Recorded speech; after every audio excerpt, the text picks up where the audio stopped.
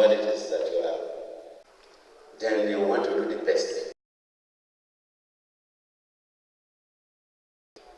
The countries that are ruled by kings and governed by so-called elected political leaders, those kings and emirs see the whole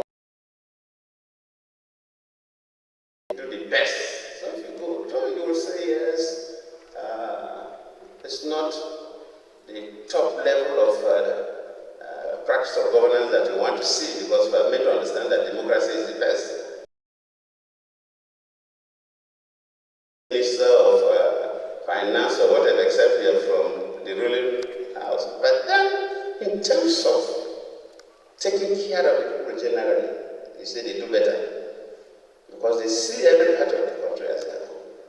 The problem we have in Africa is that political leaders tend to see only a section of the country and some of the citizens as their own. The rest, they have to care of. They don't bother. Just like this lady's book that I made reference to, the White South African journalist, Our Turn to Eat. So that is the fundamental problem. So after that is trust. We must live our lives in a way that our citizens will trust us. If, as a president, your lifestyle and the lifestyle of your family members is so glamorous, how would you tell the ordinary person to go and tighten his belt? Then you are hypocrite. So what we do must communicate to the people better than what we say. We are trying to, like I was telling you about agriculture. Nigeria, we spent a lot of money importing wheat because our population is big. And you know, in those days, even the change of the cost of bread alone has collapsed empires in those days. And to make sure that the cost of bread comes down and we spend less money importing wheat, we try to do substitution, add some cassava flour into the wheat to produce our bread. And when we started it, and so we said that the quality of the bread is quite high. But when you just say this is cassava bread, people find it difficult to house. It is only that bread that will be served. So if you know your president eats that bread, you will be encouraged to use it too. And we'll start growing rice. But the imported rice into the country more expensive. And the imported rice, frankly speaking, some of them have stayed in those countries for upward of 5 years, 10 years. They are silos. So no nutrients again. The locally grown one, even rich in terms of food value. But people, because of the other one is poorly, so why this? So I said, look, in State House, you will not cook anything other than rice grown in Nigeria. You must use yourself, the way you do things, to communicate to the people. And you convince people faster than speaking to them from morning to night as if you're a Christian. You don't need to sermonize. You have to demonstrate. So, for leaders at all levels, our lifestyle is critical. And people must not take money they can't spend. That is greed. It's worse than corruption. Thank you.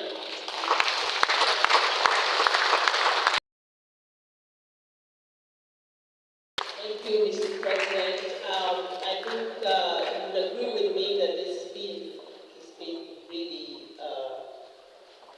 a lot of food for thought. Take away courage, credibility, showing appreciation to the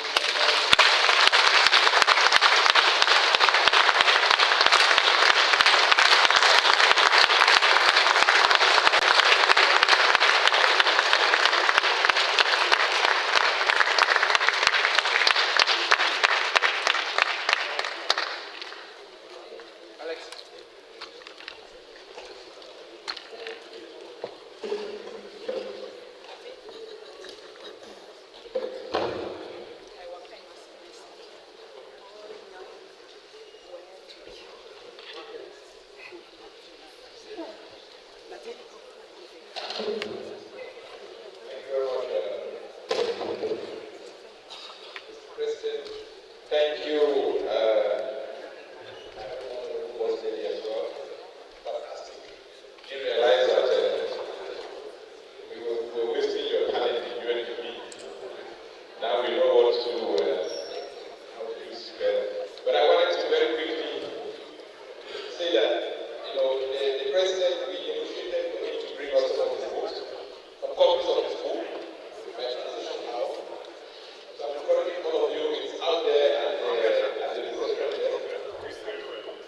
in and get a copy of yourself. It's at the reception desk. The president was so gracious to make sure that we get it at the back and the reach back. So please get a copy of yourself. Yes.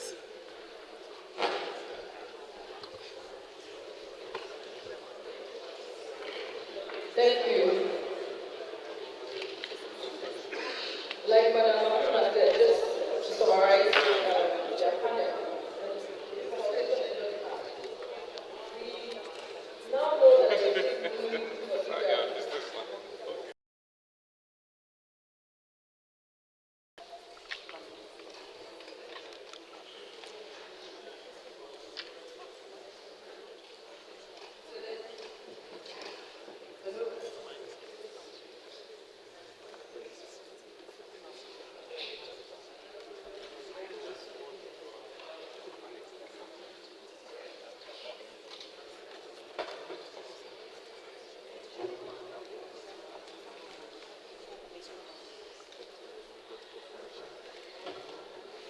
hello.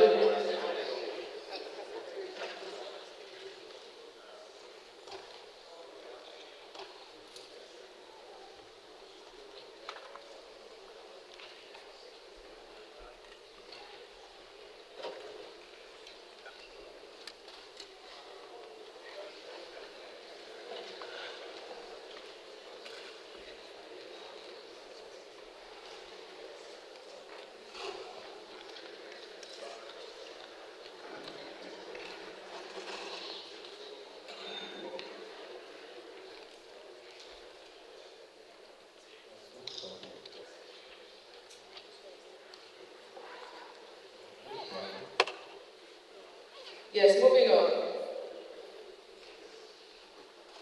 We cannot overemphasize the need for leaders in the Sahel to cultivate humility, foresight, and servant leadership, as discussed in the last conversation.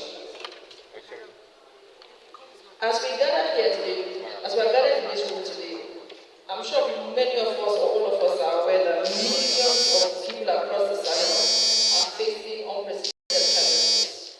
That's a statement of fact. From poverty and inequality to climate change and insecurity. Yet we also know and are very much aware that the Sahel is a region of immense potential, rich in natural resources, cultural heritage, and resilient communities. The next panel will explore how governance can be a catalyst for unlocking this potential and achieving shared prosperity for all. And to lead us in that panel, I'd like to call on